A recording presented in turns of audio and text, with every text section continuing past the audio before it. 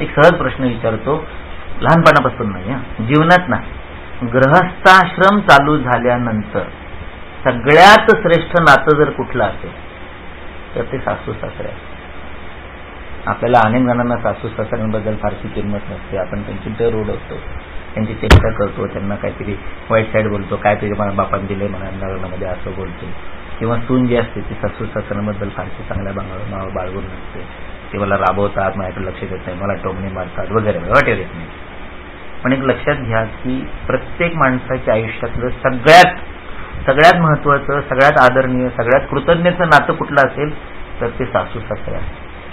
त्याचं कारण असं असतं की तुम्हाला जो जोडीदार मिळालाय, पुरुषाला जी बायको मिळाली, बायकोला जो पुरुष मिळालेला आहे, हा जो पार्टनर तुमच्या आयुष्यात तुम्हाला दिलाय की जो तुमचं अख्खं आयुष्य सांभाळणार आहे, तो त्या सासू सासऱ्याने तुम्हाला रेडीमेड दिलेला.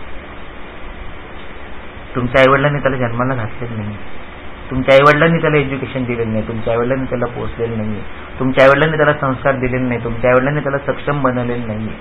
तुम्हाला तो देह 25 वर्षाचा पोचलेला, शिकवलेला, जडवलेला, घडवलेला, आरोग्य संपन्न, तुमची काळजी घेण्यासाठी सक्षम असा एक परिपूर्ण रेडीमेड व्यक्ती हा आयुष्यभरासाठी तुमच्या सुपूर्त करणे, हे काम तुमचे आईवडील नाहीच करत, तुमचे सासू सासरे करतात. तुम्हाला आयुष्यभर प्रिय असणारी, तुमच्या आयुष्यभर सेवा करणारी तुमची बायको ही रेडीमेड तुम्हाला जशी हवी आहे तशी ती तुमच्या सासू सासऱ्याने दिलेली आहे.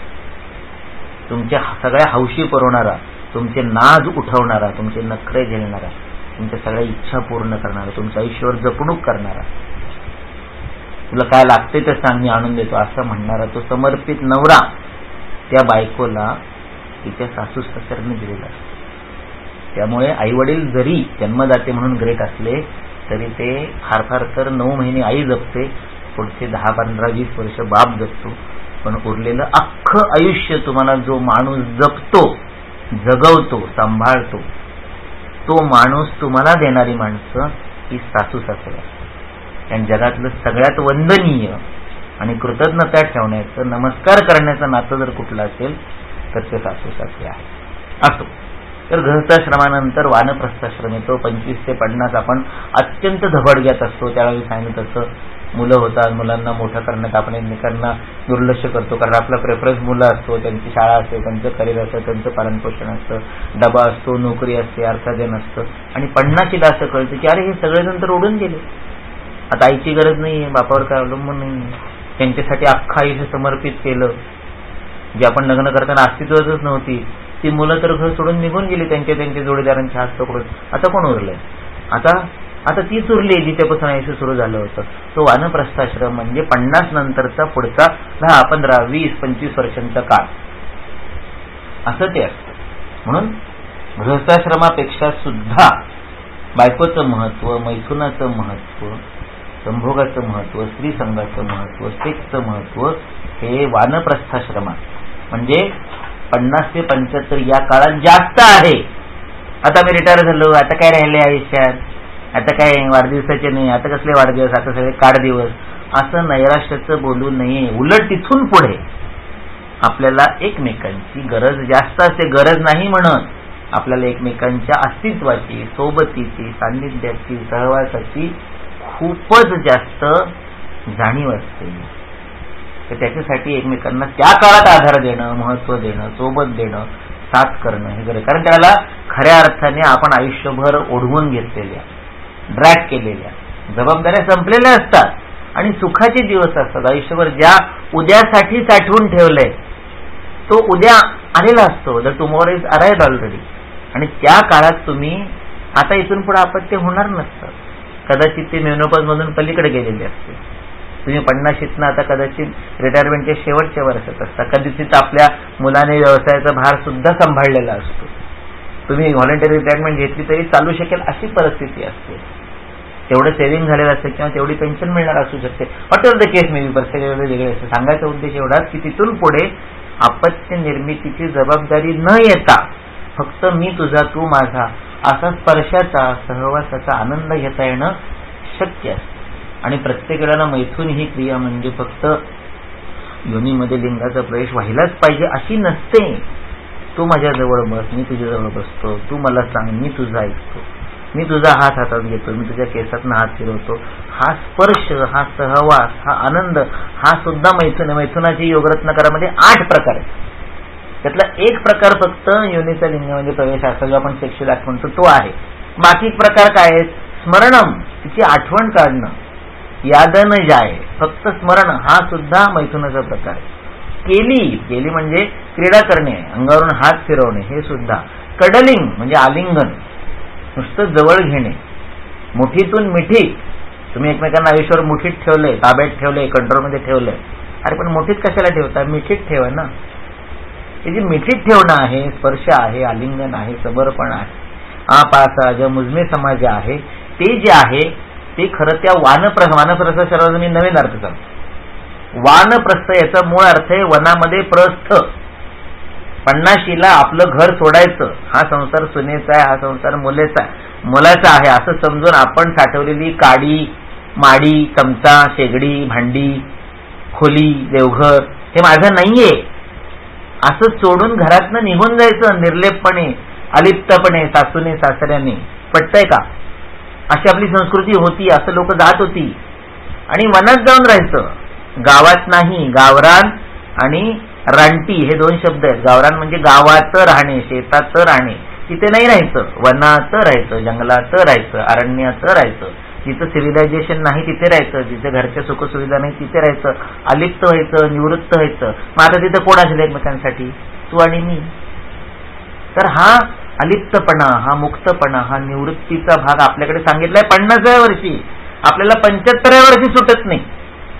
लक्षात येते का? आपल्या मुलाचं, आपल्या मुलीचं, आपल्या सुनेचं, आपल्या जावयाचं आयुष्य सुखी व्हावं असं वाटत असेल तर 50व्या वर्षी वनप्रस्थ. आता तर सध्या वनात जाणं शक्य नाही, अरण्यात जाणं शक्य नाही, बरोबर? मग वन, वन म्हणजे एकटे राहा, प्रकर्षाने एकटे राहा, स्थ म्हणजे राहा, एकटे प्रकर्षाने वेगळे राहा. काय हे तुम्ही आमचं संयुक्त कुटुंब तोडताय? नाही हो, आपली संस्कृती तसं सांगते की त्यांना त्यांचं आयुष्य जगू द्या, त्यांना त्यांचे निर्णय घेऊ द्या. तुम्ही त्याच्यामध्ये लुडबुड गडबड करू नका, तुम्ही लीड करू नका. ड्रायव्हर सीट सोडा, मागं येऊन बसा. गाडी 5th गिअरवर चालवू नका, 2nd गिअरवर चालवा. आणि त्याला मग कोण आहे तुमच्याबरोबर? आता मुलं तुमच्याबरोबर नाहीये, फक्त तीच आहे, फक्त तोच आहे.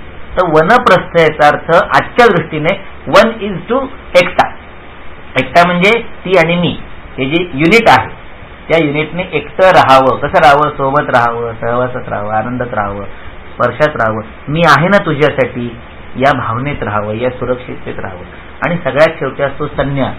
एक वेळ अशी येणार आहे केव्हा तरी, कोणालाच माहिती नाही. ती आधी जाणार आहे का तो आधी जाणार, नवरा आधी जाणार आहे का बायको आधी जाणार आहे, कुणालाच माहिती नाही. कोणीतरी एक जण आधी जाणार. आणि ती नंतरची जी शेवटची वर्ष आहे ती भयानक. तो संन्यास आहे. सगळं काही सुटलेलं आहे. सम्यक न्यस्तम, योग्य प्रकारे सगळं बाजूला ठेवून दिलेलं आहे.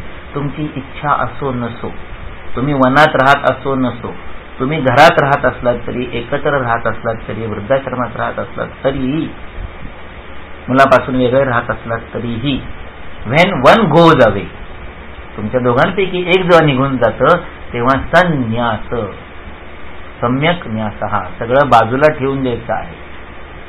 म्हणून जोपर्यंत ती आहे, जोपर्यंत तो आहे, जोपर्यंत उभयता आहे, जोपर्यंत एकमेक आहे, जोपर्यंत तुम्ही दोघं आहात, तोपर्यंत तेरे बिना जिंदगी से शिकवा तो नहीं, लेकिन तेरे बिना जिंदगी जिंदगी भी नहीं, ही जाणीव ठेवून राहा की तू आहेस तोपर्यंत मी तुझ्याशी कचा कचा भांडेन, तुझा अपमान करेन, तुझा पाणउतारा करेन, तुझ्याकडे दुर्लक्ष करेन, तुला टोमणे मारेन, तुला वापरून घेईन. उलटही असतं कधी कधी. बायको वरचढ असते, बायको डॉमिनंट असते. आता आपण अनेक विनोद बघतो ज्याच्यामध्ये सगळं राज्य तर बायकांचंच असतं. तर तसं करण्यापेक्षा, नंतर ही जाणीव होण्यापेक्षा की अरे तेरे बिना जिंदगी तो जिंदगी ही नाही, तेरे बिना जिया जाए ना, अशी परिस्थिती असते. काय करायचं, घर खायला उठतं. म्हणून हे माहित पाहिजे, जीने का मकसद और जीने की वजह तुम ही हो. मुलं हे आपल्या आयुष्याचं प्रयोजन नाही, ते कर्तव्य आहे. धर्म, अर्थ, काम, मोक्ष. आईवडिलांचा सांभाळ करणे, मुलांना मोठं करणे हे धर्म आहे. हे कर्तव्य आहे. ते कर्तव्य करण्यासाठी पैसा मिळवावा लागतो, हा पुन्हा पुरुषार्थ आहे. त्याच्या पलीकडं, धर्म आणि अर्थाच्या पलीकडं काम आहे. काम म्हणजे काम नाही, जॉब नाही, व्यवसाय नाही. काम म्हणजे मैथून नाही, काम म्हणजे सेक्स नाही. काम म्हणजे इच्छा, माझी इच्छा, माझी आकांक्षा, माझी स्वप्न, माझं ध्येय, माझं गोल. बरोबर आहे ना? आम्हाला जग पाहायचंय, आम्हाला चारधामची यात्रा करायची, आम्हाला भारत पाहायचा, केरळ पाहायचा, राजस्थान पाहायचा, एकत्र फिरायचंय, विमानात बसायचंय, हेलिकॉप्टर जायचंय, राईड करायची, रोपेला जायचंय, गिरनारला जायचंय, स्वित्झर्लंडला जायचंय. कामना, वासना, इच्छा, आशा, आकांक्षा, गोल, ध्येय, एम, ऑब्जेक्टिव्ह, अचिव्हमेंट, हा काम आहे.